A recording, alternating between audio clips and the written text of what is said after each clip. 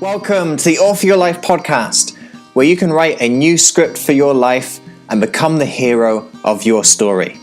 I'm your host, David McRae. You are the author of your life. Let's get started.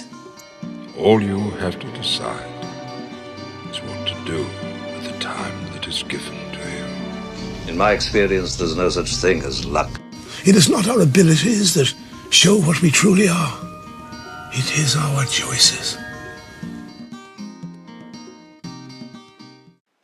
Before we launch into the podcast, I'd like to tell you about my book, Author Your Life, Become the Hero of Your Story. This is a book for people who are at a crossroads in life and want to make a fresh start. Judging by the fact that you're listening to this podcast, I suspect that you may well be one of those people. This book is going to help you to change your narrative and rewrite the scripts in life that are holding you back. This book covers the latest science and research showing you how to become the person you want to be and live the life that you want to live. I'd like to invite you to get this book not only because I feel it's a great book that's going to help you, but also it's going to support the podcast as well. I love podcasts, but sometimes all of those ads that you get can be really irrelevant and annoying when you just want to listen to a good piece of training or a good interview. So I therefore made the decision with my podcasts that number one, I wanted my podcast to be free so that everyone could listen to it. And number two, that I wasn't going to fund it through all these annoying and irrelevant adverts and commercials. Therefore, if you want to support the podcast and support all the things that I put out there for free, whether it be here on the podcast, my YouTube channel, other areas on social media, then buying a book is going to enable and help that process. So this is what we call a win-win scenario. By buying the book, you help to support my work and all the free stuff that I put out there, and you also get a really transformational book that's going to help you make those changes that you really want in your life. So if you feel you're someone who's at that crossroads in life, you're looking for a new direction, you're looking for a fresh start, then make sure you get this book. Author Your Life, Become the Hero of Your Story is available on Amazon in ebook, paperback, and audiobook. Whatever your preferred medium, it's there for you to go get right now. Hello my friends, welcome back to another episode of Author Your Life. In today's episode, we are going to talk about the secret to being a genius. The secret to being a genius. Any genius who has ever lived, who ever will live, has one particular aspect of them, one particular thing in common with all other geniuses. And today, I'm going to share that secret with you. The secret to being a genius. I like to use the example of Mozart to illustrate what this secret is. If we look at someone like Mozart, he is quite possibly the exemplar of a prodigy, of a genius. Mozart was playing the piano at 3 years old. He was writing his own music at 7 years old. We look at someone like Mozart and we automatically and very rationally think that there must be something different about Mozart. He must be born with something that we don't have. There must be something unique to Mozart that allowed him to play the piano and write music at such a young age.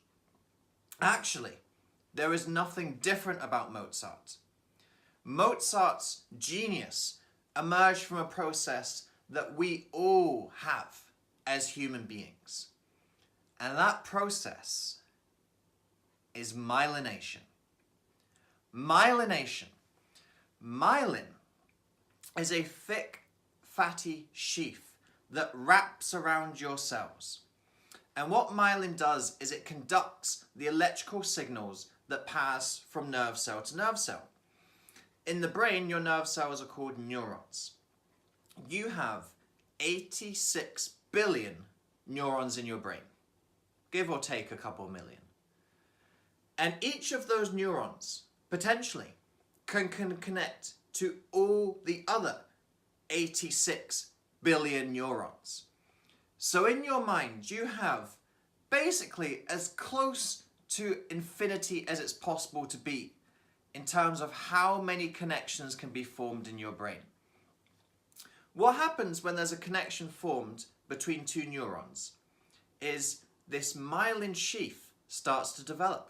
And that's what allows the electrical signals to pass between those neurons. As that electrical signal passes again and again, that myelin sheath gets thicker and thicker and thicker. And so the stronger and faster the connection between those two neurons.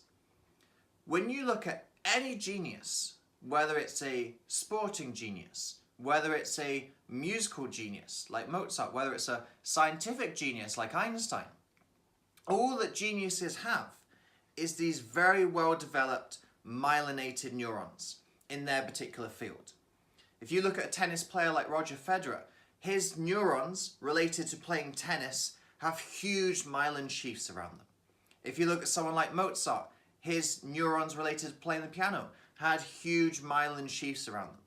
If you looked at someone like Einstein, his neurons related to mathematical thinking and logic had massive myelin sheaths around them. We all have this ability to develop this myelination. It's a natural process of our brains.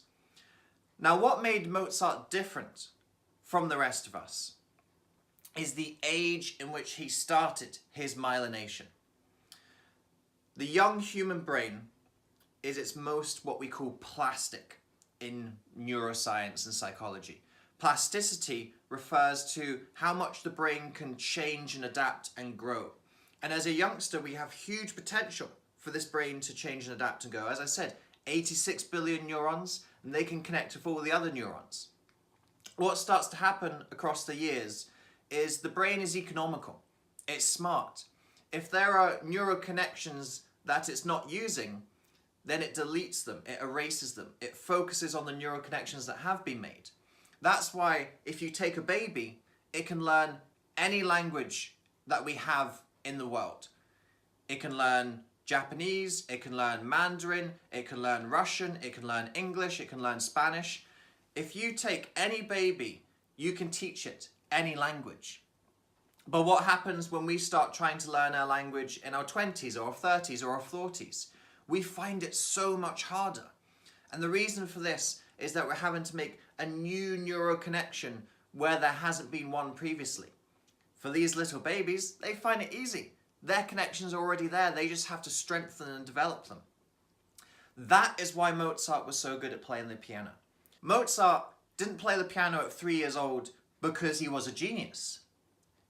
Mozart was a genius because he played the piano from 3 years old.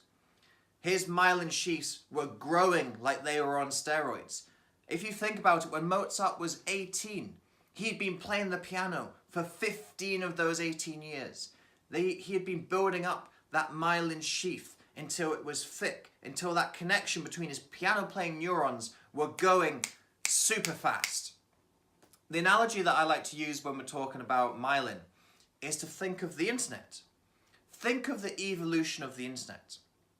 Some of you, if you're old enough, may remember when the internet came up in dial-up.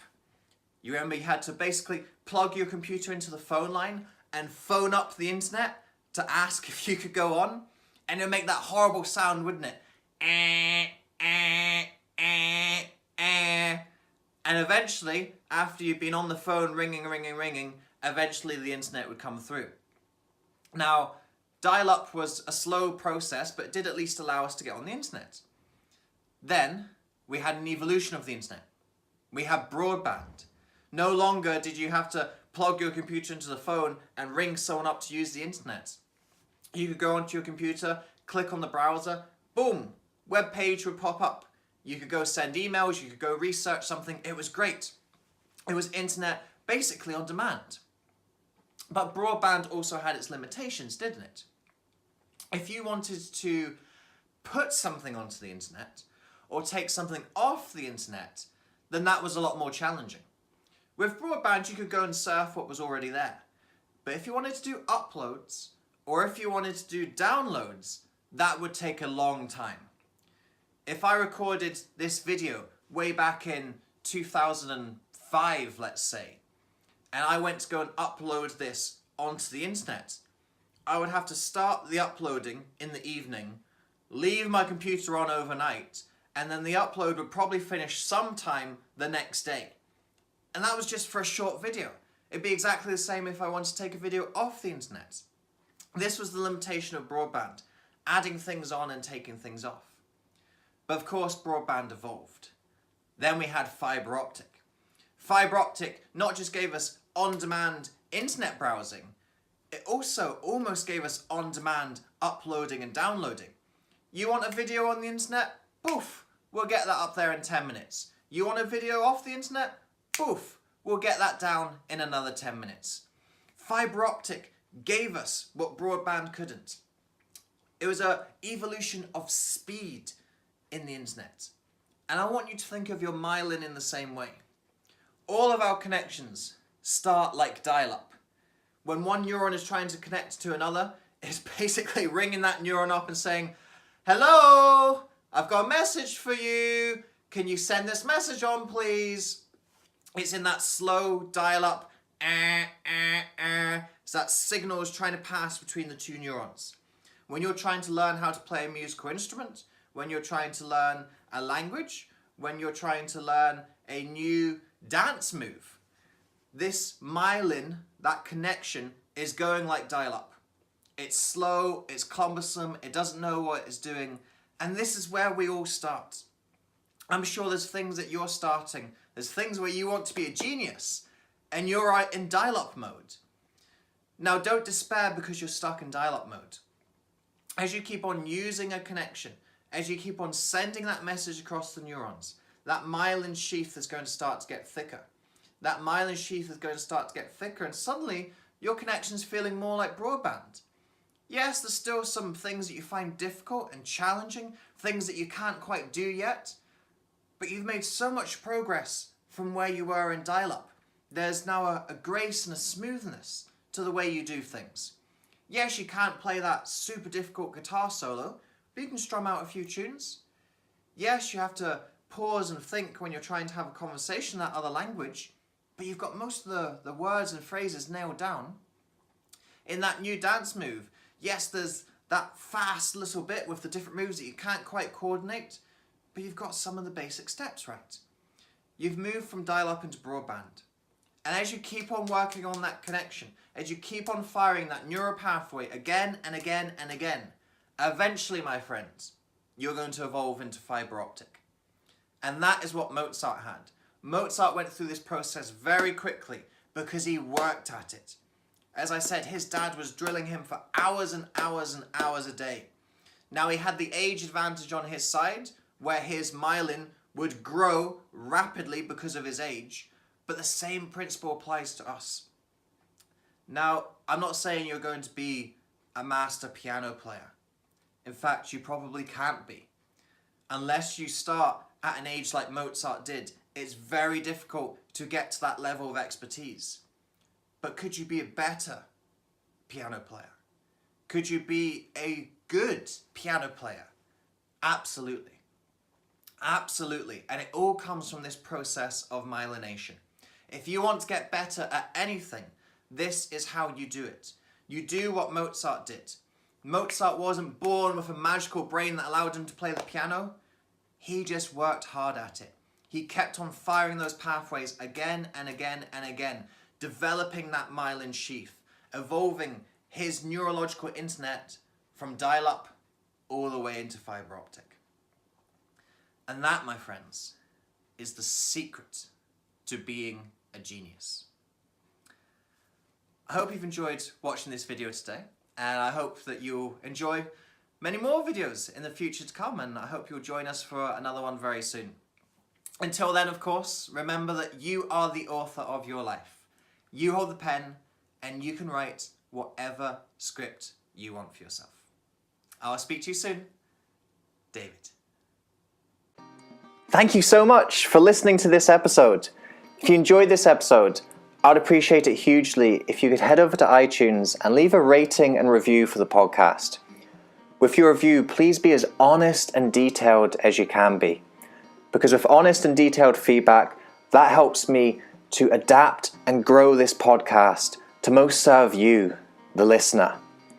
Also, if you enjoyed this episode, then make sure you subscribe to the podcast. That way you aren't going to miss any of the future episodes that we've got lined up for you. Until next time, remember that you are the author of your life. You hold the pen, and you can write whatever script you want for yourself. So go out today and write yourself a beautiful story.